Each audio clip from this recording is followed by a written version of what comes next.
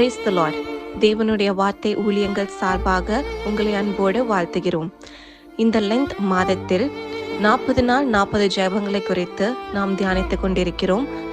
அது உங்களுக்கு பயனுள்ளதாக இருக்கிறது என்று நாங்கள் விசுவாசிக்கிறோம். இன்று 11ஆம் நாள். அதில் கருத்தாய் ஜெபிக்கின்ற ஜெபத்தை குறித்து தியானிக்க போகிறோம். இப்பொழுது உங்கள் அன்பு சகோதரி glory Maxwell. Praise the Lord. கிறிஸ்துவுக்குள் மிகவும் பிரியமான என் அன்பு சகோதர சகோதரிகளே, மகிமையின் தேவனாம் நமது அருமை ஆண்டவர் இயேசு கிறிஸ்துவின் நாமத்தில் உங்களுக்கு என் அன்பின் வாழ்த்துக்களை தெரிவித்துக் கொள்கின்றேன். 40 days லைஃப் டிரான்ஸ்ஃபார்மிங் 40 prayers. 40 நாட்கள் நம் வாழ்வை மறுரூபமாக்கும் 40 ஜெபங்கள் என்ற தலைப்பில் 11ஆம் நாள் தியானமாக கருத்தாய் ஜெபம் செய்வதை குறித்து பார்க்க போகின்றோம். இன்றைக்கு நம்மில் அநேகர் ஜெபம் என்றதும் தாங்கள் நினைப்பதையும் தங்களுக்கு தோன்றுகிறதையும் தங்கள் ஆசை விருப்பங்களையும் ஏதோ ஒரு பெட்டிஷன் பாக்ஸில் போடுவது போல போட்டு விடுகிறார்கள். மேலும் சிலர் ஜெபிப்பதற்கு ஜெப குறிப்பு என்று கொடுத்தால் எந்த குறிப்புக்காக ஜெபிக்க வேண்டுமோ அதை ஜெபிக்காமல் மனதில் தோன்றியது போல எல்லா காரியத்துக்காகவும் மணிக்கணக்கில் ஜெபிக்க ஆரம்பித்து விடுவார்கள். ஆனால் வேதத்தில் மத்தேயு 6ஆம் அதிகாரம் 7ஆம் வசனம் சொல்கிறது, நீங்கள் ஜெபம் பண்ணும் போது அஞ்ஞானிகளைப் போல வீண் வார்த்தைகளை அளப்பாதேயுங்கள். அவர்கள் அதிக வசனிப்பினால் தங்கள் ஜெபம் கேட்கப்படும் என்று நினைக்கிறார்கள். ஆம் பிரியமானவர்களே, ஜெபத்திலே நிறைய வார்த்தைகளை சொல்லி நாம் ஜெபித்தால் ஆண்டவர் உடனே நமக்கு பதிலை கொடுத்து விடுவார் என்பது கிடையாது. உண்மையிலேயே நமக்கு என்ன தேவையோ, எதற்காக ஜெபிக்க வேண்டுமோ இந்த காரியத்தை குறித்து நாம் தெளிவாக ஜெபிக்கும் போது அது நமக்கு மிகுந்த பலனை தரும். யாக்கோபு 5:17-18 வசனங்கள் சொல்கிறது, எலியா என்பவன் நம்மை போல பாடுள்ள மனுஷனாயிருந்தும் மழை பெய்யாதபடிக்கு கருத்தாய் ஜெபம் பண்ணினான். அப்பொழுது 3 வருஷமும் 6 மாதமும் பூமியின் மேல் மழை பெய்யவில்லை. மறுபடியும் ஜெபம் பண்ணினான். அப்பொழுது வானம் மழையை பொழிந்தது, பூமி தன் பலனை தந்தது என்று. எலியா தீர்க்கதரிசி நம்மை போல சாதாரண மனிதனாக இருந்த போதிலும் அவர் கருத்தாய் ஜெபித்த போது 3 வருஷமும் 6 மாதமும் பூமியின் மேல் மழை பெய்யவில்லை என்று பார்க்கின்றோம். அவர் பக்கம் பக்கமாக ஜெபிக்கவில்லை. அவருடைய ஜெபம் சுருக்கமாக இருந்தாலும் அதை கருத்தாக ஜெபித்தார். தேவன் அந்த ஜெபத்தை கேட்டு பதில் கொடுத்தார். மேலும் 1 ராஜாக்கள் 18ஆம் அதிகாரம் 36-37 வசனங்கள் சொல்கிறது, தீர்க்கதரிசியாகிய எலியா வந்து, ஆபிரகாமுக்கும் ஈசாக்குக்கும் யாக்கோபுக்கும் தேவனாகிய கர்த்தாவே, இஸ்ரவேலிலே நீர் தேவன் என்றும் நான் உம்முடைய ஊழியக்காரன் என்றும் நான் இந்த காரியங்களை எல்லாம் உம்முடைய வார்த்தையின்படியே செய்தேன் என்றும் இன்றைக்கு விளங்க பண்ணும். கர்த்தாவே, நீர் தேவனாகிய கர்த்தர் என்று இந்த ஜனங்கள் அறியும்படிக்கு என்னை கேட்டருளும் என்றார். பாகாலின் 450 தீர்க்கதரிசிகளுக்கு முன்பாக ஒரே மனிதனாக எலியா தீர்க்கதரிசி கர்த்தரே தேவன் என்பதை நிரூபிக்கும்படி ஒரு சிறிய ஜெபத்தை தான் அவர் செய்தார். ஆனால் அது கருத்துள்ள ஜெபமாக இருந்தபடியினால் அவர் ஜெபித்து முடித்தவுடன் கர்த்தரிடத்திலிருந்து அக்கினி இறங்கி சர்வாங்க தகன பலியையும் விறகுகளையும் கற்களையும் மண்ணையும் பட்சித்து வாய்க்காலில் இருந்த தண்ணீரையும் நக்கி போட்டது என்று வேதத்தில் பார்க்கின்றோம். எலியா கருத்தாய் ஜெபிக்கின்ற ஒரு ஜெப வீரர். அவர் ஜெபத்தினால் வானம் அடைக்கப்பட்டது. அவருடைய ஜெபத்தினால் பெருமழை பொழிந்தது. அவருடைய ஜெபத்தினால் மரித்த வாலிபன் உயிரோடு எழுந்தான். அவர் ஜெபித்த போது வானத்திலிருந்து அக்கினி இறங்கியது. அவர் ஜெபித்த போது இஸ்ரவேல் ஜனங்களின் இருதயமெல்லாம் கர்த்தர் பக்கம் திரும்பினது. வேதம் எலியாவை அறிமுகப்படுத்தும் போது நம்மை போல பாடுள்ள மனுஷன் என்று அறிமுகப்படுத்துகின்றது. அநேகர் அவர் ஒரு சூப்பர்மேன், ஆகவேதான் அரிய பெரிய காரியங்களை செய்தார் என்று நினைக்கிறார்கள். ஆனாலும் நம்முடைய கர்த்தர் பட்சபாதம் உள்ளவர் அல்ல. எலியாவை பயன்படுத்தினவர் நிச்சயம் உங்களையும் பயன்படுத்துவார். எலியாவுக்கும் சோர்வு வந்தது. எசபேல் என்ற ராணிக்கு பயந்து ஓடினார். போதும் கர்த்தாவே, என் ஆத்துமாவை எடுத்துக்கொள்ளும் என்று மரணத்தை வாஞ்சித்தார். சூறை செடியின் கீழே சோர்ந்து போய் படுத்துக் கொண்டார். எல்லா விதத்திலும் நம்மை போல சோதிக்கப்பட்டவர்தான். ஆனால் அவர் கர்த்தருக்காக பெரிய காரியங்களை செய்ததின் ரகசியம் என்ன தெரியுமா? அது அவருடைய கருத்தான ஜெபம், விடாப்பிடியான ஜெபம். முழங்கால் படியிட்டால் சாதித்தே தீரக்கூடிய ஜெப வீரர் தான் எலியா. ஆனால் இன்றைக்கு அநேகருடைய ஜெபத்திலே ஒரு நோக்கம் இல்லை. கருத்தாய் மன்றாடி ஜெபிப்பதில்லை.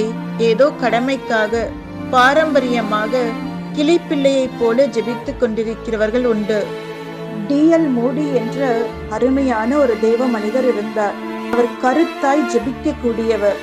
அவர் தான் பிரசங்கிப்பதற்கு முன்பாக பல மணி நேரங்கள் ஆத்துமாக்கள் ரட்சிக்கப்பட வேண்டும் என்று கருத்தாய் ஜெபிப்பாராம். பிரசங்கம் செய்து முடித்ததும் தன்னுடைய ஜெபத்திற்கு கர்த்தர் பதிலளித்தாரா என்று கவனித்து பார்ப்பாராம். இல்லை என்றால் அவர் தன்னுடைய குறைகளை எல்லாம் ஆராய்ந்து பார்த்து சரிப்படுத்த வேண்டிய காரியங்களை சரிப்படுத்திக் கொள்வாராம். மேலும் எலியாவை குறித்து வேதம் சொல்கிறது. 1 ராஜாக்கள் 17:1 கர்த்தருக்கு முன்பாக நிற்கிற நான் என்று எலியா தன்னுடைய ஜெப ரகசியத்தை சொல்கிறார். எனக்கு அன்பானவர்களே, தேவனுக்கு முன்பாக நிற்கிறவர்கள் அற்ப மனுஷருக்கு முன்பாக கை கட்டி கொண்டு நிற்பதில்லை. ஆபிரகாம் லிங்கன் அமெரிக்க தேசத்து ஜனாதிபதியாக இருந்த போதிலும் கூட ஒவ்வொரு நாளும் காலையிலே தேவனுக்கு முன்பாக நிற்காமல் மனுஷரை சந்திக்க மாட்டாராம். ஜாய்ஸ் மேயர் என்னும் தேவனுடைய ஊழியர் ஒரு முறை எப்படி ஜெபிப்பது என்ற கேள்விக்கு இப்படியாக பதில் சொன்னார்கள். A simple and specific prayer brings greatest result from God. ஒரு எளிய மற்றும் கருத்துள்ள ஜெபம் தேவனிடமிருந்து மிக பெரிய பலன்களை கொண்டு வரும் என்று சொன்னார்கள். மார்ட்டின் லூத்தர் என்ற தேவ மனிதர் ஒரு முறை அவருடைய வாழ்வில் நடைபெற்ற சம்பவம் மூலம் கருத்தாய் ஜெபிக்கும் பழக்கத்தை கற்றுக்கொண்டதாக சொல்கிறார். ஒரு நாள் அவர் மதிய உணவு சாப்பிட்டு கொண்டிருக்கும் போது அவரது வளர்ப்பு நாய் அருகில் வந்து படுத்துக் கொண்டதாம். சாப்பாட்டின் நடுவில் எதேச்சையாக தான் வளர்க்கும் நாய்க்குட்டியை பார்த்தாராம். அது அவர் தட்டில் இருந்த வறுத்த கறியையே உற்று பார்த்து கொண்டிருந்ததாம். அதன் கவனத்தை திசை திருப்பும் வண்ணமாக அதன் காதை பிடித்து இழுத்தாராம். உடம்பை தட்டி கொடுத்தாராம். ஆனால் அதனுடைய பார்வை எல்லாம், ஏக்கமெல்லாம், நோக்கமெல்லாம், குறி எல்லாம் அந்த வறுத்த கரியின் மீதுதான் இருந்ததாம். மார்ட்டின் லூத்தர் இதை தனது டைரியில் எழுதும்போது, இந்த சம்பவத்தில் நான் கற்றுக்கொண்ட காரியம், என் நினைவெல்லாம், என் ஏக்கம் எல்லாம், என் நோக்கம் எல்லாம், என்னுடைய குறி எல்லாம், என்னுடைய பார்வை எல்லாம் நான் ஜெபிக்கும் காரியத்தின் மீது ஒருமுகப்படுத்தி ஜெபிப்பேனானால் நான் ஜெபிக்கின்ற எல்லா ஜெபங்களுக்கும் பதில் கிடைப்பது நிச்சயம் என அறிந்து கொண்டேன் என்று எழுதியிருந்தார். எனக்கு அன்பானவர்களே, நமது நோக்கம், நம்முடைய நினைவு, ஏக்கம், பார்வை எல்லாம் தேவன் மேல் மாத்திரம் வைத்து கருத்தாய் ஜெபித்து அந்த ஜெபத்திலே உறுதியாய் தரித்திருப்போமானால் தேவனிடமிருந்து நிச்சயமாய் பதிலை பெற்றுக்கொள்வோம்.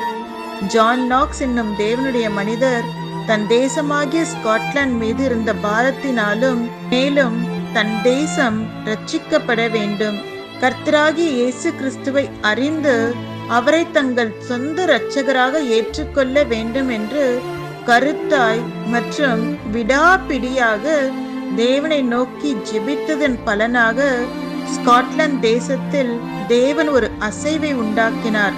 அது ஸ்காட்லாந்து தேசத்தில் ஒரு எழுப்புதல் தீயாக பரவி தேசத்தில் ஒரு பெரிய ஆத்தும அறுவடையை கொண்டு வந்தது. ஆம் பிரியமானவர்களே, ஒரு மனிதனுடைய கருத்துள்ள ஜெபம் ஒரு தேசத்தையே அசைத்து எழுப்புதல் கொண்டு வர கூடுமானால் நாம் கருத்தாய் ஜெபிக்கும் போது அந்த ஜெபம் நம் வீட்டை அசைக்காதா? நம் வீட்டில் உள்ள ரட்சிக்கப்படாதவர்களை ரட்சிப்பிற்குள் கொண்டு வர முடியாதா? நம் பிள்ளைகளை தேவனிடத்தில் கொண்டு வர முடியாதா? நம் வீட்டின் சூழ்நிலைகளை மாற்ற முடியாதா? நாம் இத்தனை நாட்களாக எப்படி ஜெபித்துக் கொண்டிருக்கிறோம் என்று சற்று சிந்தித்து பார்ப்போம். வேதத்தை பார்த்தோமானால் கருத்தாய் ஜெபித்தவர்களின் வாழ்க்கையில் தேவன் எப்படி பதில் தந்து அற்புதம் செய்தார் என்பது நமக்கு புரியும். அன்னாள் கண்ணீருடன் ஜெபித்தாள். மலடி என்ற தன்னுடைய நிந்தை நீங்கும்படி அழுதாள். அன்னாளின் ஜெபத்தை கேட்ட ஆண்டவர் ஒரு தேசத்திற்கே ஆசீர்வாதமான ஆண் பிள்ளையை தந்தார். ஒரு பிள்ளையை கேட்ட அன்னாளுக்கு 6 பிள்ளைகளை கொடுத்தார். எசேக்கியா ராஜா, உன் வியாதியின் தீவிரத்தின் நிமித்தம் நீ மரித்து போவாய் என்ற வார்த்தையை கேட்டவுடன் தேவனிடத்தில் கருத்தாய் ஜெபித்தார். சுகத்தை பெற்று கொண்டது மாத்திரமல்ல, ஆயுசு நாட்களையும் தேவன் சேர்த்து கொடுத்தார். யாபேஸ் துக்கம் என்று அர்த்தம் கொண்ட தன்னுடைய பெயருக்கேற்றாற் போல் தன்னுடைய வாழ்க்கை இல்லாதபடி ஆசீர்வாதத்திற்காக கருத்தாய் ஜெபித்த ஒரு மனிதர். அவருடைய ஜெபம் 4 வரிதான். தேவரீர் என்னை ஆசீர்வதித்து என் எல்லையை பெரிதாக்கி உமது கரம் என்னோடு இருந்து தீங்கு என்னை துக்கப்படுத்தாதபடிக்கு அதற்கு என்னை விலக்கி காத்தருளும் என்று வேண்டிக் கொண்டான். அவன் வேண்டிக் கொண்டதை தேவன் அருளினார். இன்றைக்கு பார்த்தோமானால் அநேகருடைய ஜெபங்கள் பொதுவான ஜெபங்களாய் இருக்கின்றன, நோக்கமில்லாத ஜெபங்களாய் இருக்கின்றன. ஆண்டவரே, உலகமெங்கிலும் இருக்கிற வியாதியஸ்தரை எல்லாம் குணமாக்கும், உலகமெங்கும் செழிக்க மழையை தாரும், உலகமெங்கும் மழை பெய்கிறது, வெயிலை தாரும், இப்படி பொதுவாக ஜெபித்துக் கொண்டிருப்பார்கள். உலகமெங்கும் ஒரே சமயத்தில் மழை பெய்தால் பூமியும் தாங்காது, ஒரே சமயத்தில் வெயில் அடித்தால் மக்களும் தாங்க மாட்டார்கள். இந்த ஆண்டின் துவக்கத்தில் பார்த்தோம் என்றால் அமெரிக்காவில் உள்ள கலிபோர்னியாவில் காட்டுத்தீ பற்றி எரிந்து அந்த நாட்டின் பெரும் பகுதி பாதிக்கப்பட்டது. இதை கேள்விப்படுகின்ற நாம், ஆண்டவரே, கலிபோர்னியா தேசத்தில் பற்றி எரிகின்ற காட்டுத்தீயை அணைத்து போடும், அந்த தேசத்தின் அக்கிரமங்களை மன்னித்து மனமிறங்கி ஒரு அற்புதத்தை செய்யும் என்று தேவனுடைய இரக்கத்திற்காக கருத்தாய் ஜெபிக்கலாம். இயேசு கிறிஸ்துவிடம் வந்த பிறவி குருடனாகிய பர்த்திமேயு, தாவீதின் குமாரனே, எனக்கு இரங்கும் என்று கூப்பிட்டான். ஆனால் அவருடைய ஜெபம் தெளிவில்லாமல் இருந்தது. அவருடைய தேவை என்ன? பார்வையற்று இருந்த அவருக்கு பார்வைதான். ஆண்டவரே, நான் பார்வையடைய வேண்டும் என்று அவர் கூறிய பின்னரே அவரை குணமாக்கினார். ஆதியாகமம் 12ஆம் அதிகாரத்தில் கர்த்தர் ஆபிரகாமை பொதுவாக ஆசீர்வதித்ததை பார்க்கலாம். ஆனால் ஆபிரகாம் வாழ்க்கையில் ஒரு தனிப்பட்ட தேவை இருந்தது. ஆதியாகமம் 15:2 அவர் நேரடியாக அதை கர்த்தரிடம் தெரிவித்தார். ஆண்டவரே, எனக்கு என்ன தருவீர்?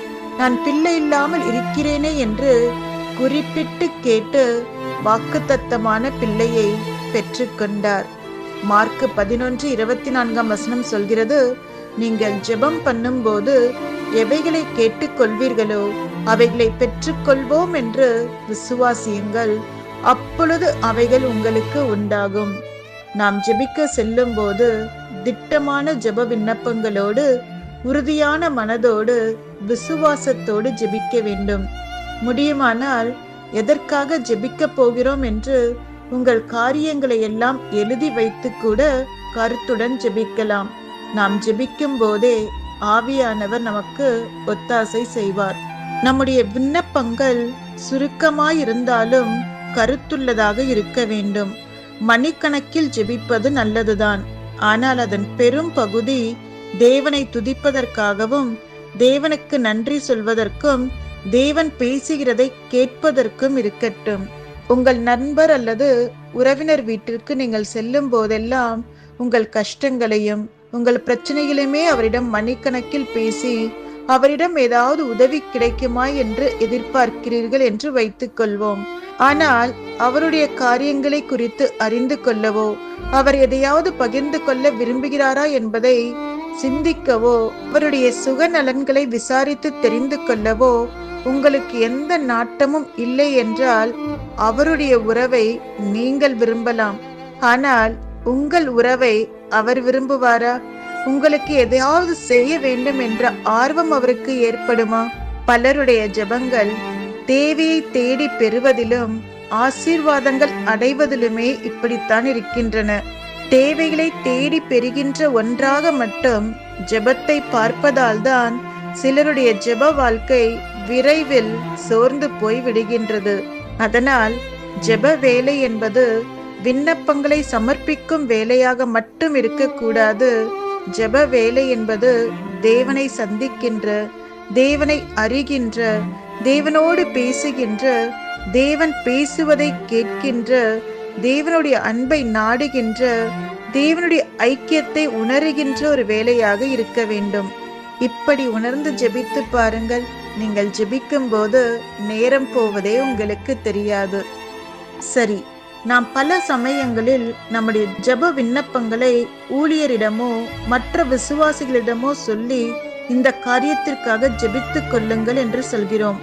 ஊழியக்காரர்களும் கூட தங்களுக்காகவும் தங்கள் ஊழியங்களுக்காகவும் ஜெபிக்கும்படி நம்மிடம் கேட்கின்றார்கள். அதுபோல கர்த்தரும் நமக்கு சில விண்ணப்பங்களை நாம் ஜெபிக்கும்படி நம் கைகளில் கொடுத்திருக்கின்றார். ஆச்சரியமாக இருக்கிறதா? சகரியா 10:1 சொல்கிறது, பின்மாறி காலத்து மழைக்காக கர்த்தரிடத்தில் வேண்டிக் கொள்ளுங்கள். ஜெப குறிப்பை நம் கைகளில் கொடுக்கும் கர்த்தர் எழுப்புதலின் பின்மாறிக்காக ஜெபிக்கும்படி கேட்டுக்கொள்கின்றார். 1903ஆம் ஆண்டு வேல்ஸ் தேசத்தில் ஒரு மாபெரும் எழுப்புதல் கரை புரண்டோடியது. லட்சக்கணக்கான மக்கள் ஒரு சில மாதங்களுக்குள் ரட்சிக்கப்பட்டார்களாம். நடன சாலை, நாடக சாலை, சினிமா சாலைகள் எல்லாம் இழுத்து மூடப்பட்டனவாம். இந்த எழுப்புதலுக்கு காரணம் பின்மாரிக்காக ஊக்கமாய் ஜெபித்த 300 ஜெபக்குழுக்கள் என்று சொல்லப்படுகிறது. அவர்கள் பின்மாரியின் பொழிதலுக்காக கர்த்தரிடத்தில் தொடர்ந்து மன்றாடினார்களாம். கர்த்தர் அவர்கள் ஜெபத்தை கேட்டு அந்த தேசத்திலே ஒரு பெரிய எழுப்புதலை உண்டு பண்ணினாராம். இரண்டாவதாக கர்த்தர் தரும் இரண்டாவது ஜெப குறிப்பு மத்தேயு 9:38 சொல்கிறது, அறுப்புக்கு வேலையாட்களை அனுப்பும்படி அவரை வேண்டிக் கொள்ளுங்கள். அறுவடை மிகுதி, வயல்வெளிகளெல்லாம் விளைந்து தானியம் முதிர்ந்திருக்கிறது. விளைந்த பலனை அறுப்பார்தான் இல்லை. கர்த்தருடைய களஞ்சியத்தில் கோதுமை கதிர்களை சேர்ப்பார் இல்லை. உத்தரவாதத்தோடு கர்த்தருக்காக உழைப்பவர்கள் இல்லை. அதனால் நாம், ஆண்டவரே, அறுவடைக்கு வேலையாட்களை அனுப்பும், மிஷனரிகளை எழுப்பும், ஜெப வீரரை எழுப்பும், இரத்த சாட்சிகளை எழுப்பும் என்று சொல்லி தேவனுடைய சமூகத்தில் பாரத்தோடு ஜெபிக்க வேண்டும் என்று தேவன் எதிர்பார்க்கின்றார். வில்லியம் கேரி என்ற ஊழியர் வாலிபனாய் இருந்தபோது தன்னுடைய வேலை ஸ்தலத்தில் ஒரு பெரிய உலக படத்தை மாற்றியிருப்பாராம். அதில் இந்திய தேசம் சிவப்பு கலர் பென்சிலால் குறிக்கப்பட்டிருக்குமாம். அவர் கொஞ்ச நேரம் வேலை செய்வதும் பின்பு அந்த உலக படத்தில் இந்தியாவை ஏக்கத்தோடு பார்ப்பதும் கண்ணீர் விடுவதும் உதடுகளை அசைப்பதும் பின்பு வேலை செய்வதுமாயிருப்பாராம். அவருடைய ஜெபம் எல்லாம், எப்பொழுது இந்தியாவை சந்திப்பீர் ஆண்டவரே என்று கேட்டுக்கொண்டே இருப்பாராம். ஒரு நாள் வந்தது. தன் கடையை இழுத்து மூடிவிட்டு இந்தியாவிற்கு மிஷனரியாய் வந்தார். பல இந்திய மொழிகளில் வேதாகமத்தை மொழிபெயர்த்தார். தேசத்தின் அஸ்திபாரங்களை அசைத்து குலுக்கி விட்டுத்தான் மகிமைக்குள் பிரவேசித்தார். மூன்றாவதாக தேசத்திற்காக ஜெபிக்கும்படியாய் சொல்கின்றார். எசேக்கியேல் 22:30 நான் தேசத்தை அழிக்காதபடிக்கு திறப்பிலே நிற்கவும் சுவரை அடைக்கவும் தக்கதாக ஒரு மனுஷனை தேடினேன், ஒருவனையும் காணேன் என்றார். ஏசாயா 59:16 ஒருவரும் இல்லை என்று கண்டு விண்ணப்பம் பண்ணுகிறவன் இல்லை என்று ஆச்சரியப்பட்டார். இயேசு கிறிஸ்து சிலுவையிலே ரத்தம் சிந்தி 2000 வருடம் ஆகியும் இன்னும் நமது தேசம் ரட்சிக்கப்படவில்லை. இயேசு கிறிஸ்துவின் சீஷனாகிய தோமா இந்தியாவிற்கு வந்து தன் இரத்தத்தை சிந்தி மரித்தார். ஆனால் இன்னும் நம் தேசத்தில் ஒரு பெரிய எழுப்புதல் உண்டாகவில்லை. நம்முடைய தேசத்துக்காக திறப்பின் வாசலில் நிற்போம். அழிவை நோக்கி செல்லும் தேசத்தை ஆண்டவர் பக்கமாக திருப்புவோம். சோதோம் கொமோரா பட்டணத்தை அழிவினின்று தப்புவிக்கும்படி எப்படியாக ஆபிரகாம் திறப்பின் வாசலில் நின்று மன்றாடினார் என்பதை தியானித்து பாருங்கள். ஆபிரகாம் எத்தனை உரிமையோடு கர்த்தரிடம் போராடி ஜெபிக்கின்றார், எத்தனை உத்தரவாதத்தோடு திறப்பின் வாசலில் நிற்கிறார். அந்த விண்ணப்பத்தின் ஆவி, வேண்டுதலின் ஆவி நம்மிலும் காணப்படட்டும். நாமும் நம்முடைய தேசத்துக்காக, நம்முடைய தேசத்து மக்களின் ரட்சிப்பிற்காக அதிக பாரத்தோடு தேவனுடைய சமூகத்தில் காத்திருப்போம். 4வது குறிப்பாக ஊழியர்களுக்காக ஜெபிக்க சொல்கின்றார். எபேசியர் 6:18 சொல்கிறது, சகல பரிசுத்தவான்களுக்காக பண்ணும் வேண்டுதலோடு விழித்திருங்கள். ஊழியர்களை கர்த்தர் பாதுகாத்து கொள்ளும்படியாக நாம் ஊக்கமாக ஜெபிக்க வேண்டும். ஊழியர்களுக்காக, அவர்களுடைய குடும்பங்களுக்காக, பிள்ளைகளுக்காக விசேஷமாக ஜெபிக்க வேண்டும். ஏரோது ராஜா யாக்கோபை பிடித்து பட்டயத்தினாலே கொலை செய்தான். அது யூதருக்கு பிரியமாயிருக்கிறதென்று அவன் கண்டு பேதுருவையும் பிடித்து சிறைச்சாலையிலே போட்டான். பஸ்கா பண்டிகை முடிந்ததும் பேதுருவை கொலை செய்ய எண்ணினான். வேதம் சொல்கிறது, அப்போஸ்தலர் 12:5 பேதுரு சிறைச்சாலையிலே காக்கப்பட்டிருக்கையில் சபையார் அவனுக்காக தேவனை நோக்கி ஊக்கத்தோடே ஜெபம் பண்ணினார்கள். நடந்தது என்ன? அந்த ஜெபம் தேவ தூதனை கீழே இறக்கிற்று. பேதுருவினுடைய சங்கிலிகள் கலன்று விழுந்தன. ஒவ்வொரு சிறை கதவுகளும் திறவுண்டன. ஜெபித்த ஜெபக்குழுவோடு அன்று இரவே பேதுருவும் கலந்து கொண்டார். சபையார் ஜெபித்த ஜெபத்தை கேட்டு பேதுரு விடுதலையானார். ஆனால் அந்நேரத்தில் ஜெபிக்க யாருமின்றி ஏரோதின் கைகளில் சிக்கி பட்டயத்தால் வெட்டுண்டு யாக்கோபு மரித்து போனார். இன்றைக்கும் ஜெபிப்பாரின்றி மடியும் யாக்கோபுகள் நம்முடைய தேசத்திலும் இருக்கின்றார்கள். ஊழியர்களுக்காக, ஊழியங்களுக்கு செல்லும் ஊழியரை ஜெபத்தில் தாங்குவதற்கு ஆட்கள் இல்லாதபடியால் அறுவடை குறைகிறது. அதே நேரத்தில் ஊழியரை ஜெபத்தில் தாங்கும் போது நிச்சயமாகவே கர்த்தர் மகிமையான காரியங்களை செய்வார். ஒவ்வொரு நாளும் ஊழியங்களுக்காகவும் ஊழியர்களுக்காகவும் நாம் தவறாமல் ஜெபிக்க வேண்டும். 5வதாக நாட்டை ஆளுகிறவர்களுக்காக ஜெபிக்க சொல்கிறார். 1 தீமோத்தேயு 2:2 சொல்கிறது, நாம் எல்லா பக்தியோடும் நல்லொழுக்கத்தோடும் கலகமில்லாமல் அமைதலுள்ள ஜீவனம் பண்ணும்படிக்கு ராஜாக்களுக்காகவும் அதிகாரமுள்ள யாவருக்காகவும் அப்படியே செய்ய வேண்டும். ஆம், தேசத்தை நடத்துகிறவர்களுக்கு கர்த்தர் நல்ல ஞானத்தை தரும்படி, அவர்கள் பயபக்தியாய் முன்மாதிரியாய் ஆட்சி நடத்தும்படி, சுயநலமில்லாமல் ஆட்சி செய்யும்படி, அவர்களது ஆட்சியில் சுவிசேஷத்தின் வாசல்கள் திறந்திருக்கும்படி நாம் ஜெபிக்க வேண்டியது மிகவும் அவசியம். இப்படியாக நாம் ஜெபம் செய்யும் போது, கருத்தாய் தேவனிடத்தில் விண்ணப்பம் பண்ணும் போது, தேவன் நம்மை அளவில்லாமல் ஆசீர்வதிப்பார். God bless you. கர்த்தர் உங்களை ஆசீர்வதிப்பாராக. எனக்கு அன்பானவர்களே, இந்த வார்த்தை உங்களுக்கு மிகுந்த ஒரு ஆறுதலாக, ஆசீர்வாதமாக, உங்கள் ஆவியை உயிர்ப்பிக்கிறதாக, உங்கள் ஜெப வாழ்வை தட்டி எழுப்புகிறதாக இருக்கும் என்று நான் நம்புகிறேன். ஆம், எத்தனை அருமையான ஒரு வார்த்தை. கருத்துடன் ஜெபிக்கிற ஜெபம். நம் தேவன் ஜெபத்தை கேட்கிறவர். அவர் ஜெபத்துக்கு பதில் தருகிறவர். நம் ஜெபத்தை புறம்பாக தள்ளாதவர். அப்படி இருந்த போதிலும் பல நேரத்தில் நம்முடைய ஜெபங்களுக்கு ஏன் பதில் வரவில்லை என்றுதானே நீங்க கேள்வி கேட்கிறீங்க. எனக்கு அன்பானவர்களே, இந்த எண்ணம் என் மனதிலே தோன்றினது. பல ஜெபங்களுக்கு ஏன் பதில் வருவதில்லை? அப்பொழுது ஆண்டவர் எனக்கு முன்பாக ஒரு வசனத்தை காட்டினார். நீங்கள் யாக்கோபு 4வது அதிகாரம் 3வது வசனத்தை படிப்பீரானால், நாம் விண்ணப்பம் செய்திருந்தாலும் தகாதவைகளை விண்ணப்பம் செய்தபடினால் அதை பெற்றுக்கொள்ளாமல் இருக்கிறோம். ஆம், தேவன் ஜெபத்துக்கு பதில் தருகிறவராக இருந்தாலும் சில ஜெபங்களுக்கு பதில் வருவதில்லை. ஏன் என்று இந்த வசனம் அதோட அர்த்தத்தை, காரணத்தை சொல்லுகிறதை பார்க்கலாம். தகாதவைகளை நாம் கேட்டபடினால், தேவனுக்கு பிரியமில்லாததை கேட்டபடினால், தேவ சித்தத்தை அறியாமல் கேட்டபடினால் நமக்கு ஏற்றது அல்ல என்று தேவன் அறிந்தபடினால் சில ஜெபங்களுக்கு அவர் பதில் கொடுப்பதே இல்லை. குறிப்பாக இந்த நாளிலும் நீங்கள் யோவான் 5வது அதிகாரம் 1-14 வசனத்தை நீங்கள் படிப்பீரானால், ஒரு மனிதன் 38 ஆண்டுகளாக பெதஸ்தா என்று சொல்லப்படுகிற ஒரு மண்டபத்திலே வியாதிப்பட்ட நிலையிலே அங்கே இருக்கிறதை நாம் அறிந்திருக்கோம்.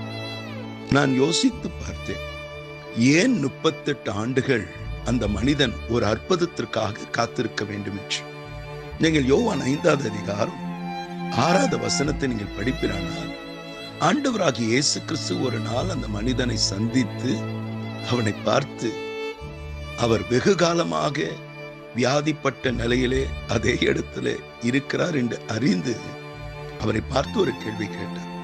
நீ சொஸ்தமாக வேண்டும் என்று விரும்புகிறாயோ என்று கேட்ட கேள்விகளுக்கு அந்த மனிதன் சொல்லியிருக்கிற பதில் என்ன வந்திருக்கணும்? ஒன்னு எஸ் சொல்லியிருக்கணும், இல்ல நோன்னு சொல்லியிருக்கணும். ஆனால் அவர் சொன்ன பதில் யோவான் 5வது அதிகாரம் 7வது வசனத்தின் படிப்பினானால், எனக்கு உதவி செய்ய ஒருவரும் இல்லை. தேவதூதன் தண்ணீரை கலக்கும் போது எனக்கு முன்பாக ஒருவன் ஓடி குதித்து அற்புதத்தை சுகத்தை பெற்று விடுகிறான். ஆதலால் எனக்குன்னு யாருமே இல்லை என்று சொல்லி அவர் புலம்புகிறதை நீங்கள் பார்க்கலாம். எனக்கு அன்பானவர்களே, இயேசு கிறிஸ்துவை பார்த்து சொஸ்தமாக வேண்டும் என்று விரும்புகிறாயா என்று கேட்டதுக்கு அவர் பதில் என்ன சொல்லுகிறார்? ஆம் ஆண்டவரே, நான் சொஸ்தமாக வேண்டும் விரும்புகிறேன் என்று தான் சொல்லியிருக்க வேண்டும். ஆனால் யாருமே இல்லை, உதவி செய்ய ஒருவரும் இல்லை என்று அவர் அவ்வாறாக ஒரு பதில் சொல்லுகிறதுக்கு காரணம் என்ன தெரியுமா? அவர் பிரச்சனையை பார்த்தார், ஆனால் பிரச்சனை தீர்க்கிற தேவனை பார்க்கவில்லை. அவருடைய கண்கள் எல்லாம் தண்ணீர் குளத்தை பார்த்தது, ஆனால் பரத்திலிருந்து தன்னை பார்க்கிற, அவருடைய கூக்குரலுக்கு பதில் கொடுக்கிற பார்க்கிற தேவனை பார்க்கவில்லை. விசுவாசம் இருந்தது, ஆனால் அவருடைய விசுவாசம் எல்லாம் தேவ தூதர்கள் மேல் இருந்தது. அவர் ஜெபம் பண்ணினார், ஆனால் அவருடைய ஜெபம் கருத்தா இல்லை. இயேசு கிறிஸ்து பார்த்தா 38 வருடமாக இதே நிலையில இருக்கிறார். ஆதலால் அவருடைய பிரச்சனைக்கு ஒரு முடிவு கட்டளிட வேண்டும் என்று சொல்லிதான் அவரிடத்தில் வந்து கேட்கிறார், நீ சொஸ்தமாக வேண்டும் விரும்புகிறாயா? 38 வருடங்கள் செய்த அதே தப்பு, அதே தவறு, அதே மிஸ்டேக், அதே தகாத வார்த்தைகள் கேட்ட ஆண்டவர் ஒரு பக்கம் ஸ்தம்பித்து நின்றிருப்பார். இந்த மனிதனுக்கு எப்படி ஒரு அற்புதத்தை செய்ய முடியும்? அவர் கேட்காமலே நான் என்ன செய்வது என்று ஒரு பக்கம் ஸ்தம்பித்து குழப்பத்தோடு நின்றிருப்பார். ஆனா மறுபக்கம் அன்பிலே சிகரம், மனதுருக்கத்தின் தேவன் ஒரு என்ன யோசித்திருப்பா தெரியுமா? 38 வருடம் அந்த மனுஷன் இதே நிலையில இருந்திருக்கான். இந்த தடவை இந்த மனிதனுக்கு நான் ஒரு அற்புதத்தை செய்யாமல் போவீரானா? பாவம், இன்னும் 38 வருடங்கள் ஆனாலும் அவன் பிரச்சனை தீராது, இதே நிலையில இருப்பான் என்று எண்ணி மனதுருகி அந்த மனிதனுக்கு ஒரு அற்புதத்தை செய்தார். எனக்கு அன்பானவர்களே, ஆனால் இந்த மனிதன் ஸ்பெஷல் நினைக்கிறேன். யாருக்கும் நடக்காதத இந்த மனிதனுக்கு ஆண்டவர் செய்தார். மனிதனுடைய பதில் சரியாக இருக்கவில்லை, அவன் ஜெபம் கருத்தாக இருக்கவில்லை, ஆனாலும் ஆண்டவர் ஒரு அற்புதத்தை செய்தார். எனக்கு அன்பானவர்களே, இந்த மனிதனுக்கு ஆண்டவர் செய்ததால எல்லாருக்கும் செய்வார் என்று சொல்ல முடியாது. ஆக்கள் நம்முடைய ஜெபம் கருத்தா இருப்பதாக. எனக்கு அன்பானவர்களே, இன்று கூட உங்கள் ஜெபமும் ஸ்பெசிபிக்கா இருக்கட்டும், ஏற்றதா இருக்கட்டும். இது ஏற்ற பதிலை, ஏற்ற தீர்வை உங்கள் கண்கள் காணும்படி ஆண்டவர் செய்வார். இன்றிலிருந்து அதை குறித்து சிந்திப்போம், யோசிப்போம், தேவனுடைய திட்டத்திற்கு நம்மை அர்ப்பணிப்போம். நாம் ஜெபம் செய்வோமா? கண்களை மூடி ஜெபம் செய்வோம். அன்பும் இரக்கமுள்ள நல்ல தகப்பனே, இந்த வார்த்தைகளை கேட்டுக்கொண்டிருக்கிற என் அன்பு சகோதர சகோதரிகளை உம்முடைய கருத்தில் வைக்கிறேன். இந்த 38 ஆண்டுகளாக எல்லாரால் மறக்கப்பட்ட நிலையிலே எவ்வளவு வேதனையோடு இருந்திருப்பார். 38 வருடமாக காத்திருந்து சோர்ந்து போன அந்த மனிதனுடைய வேதனையை நீ பார்த்தீர் அல்லவா? இன்று கூட இந்த வார்த்தைகளை கேட்டுக்கொண்டிருக்கிற ஒவ்வொருத்தரும் உடைய கருத்தில் வைக்கிறேன். எந்தெந்த காரியங்களுக்காக அவர்கள் காத்திருக்கிறார்கள் எனக்கு தெரியாதப்பா. ஒருவேளை ஒரு திருமண வாழ்வுக்காக காத்திருக்கலாம், ஒரு பிள்ளை பாக்கியத்திற்காக காத்திருக்கலாம். படிக்கிற மாணவர்கள் எக்ஸாமினேஷனை நன்றாய் எழுத வேண்டும், பரீட்சையிலே நல்ல மதிப்பெண்கள் வாங்க வேண்டும் என்று அவர்கள் காத்திருக்கலாம். திருமண மாணவர்கள் பிள்ளை பாக்கியத்திற்காக காத்திருக்கலாம், ஒரு சுகத்திற்காக காத்திருக்கலாம், வேலை ஸ்தலத்தில் இருக்கிற உயர்வுக்காக காத்திருக்கலாம், வியாபாரம் ஒரு முன்னேற்றத்திற்காக காத்திருக்கலாம், ஊழியத்திலே தேவனுடைய வல்லமைக்காக காத்திருக்கலாம்.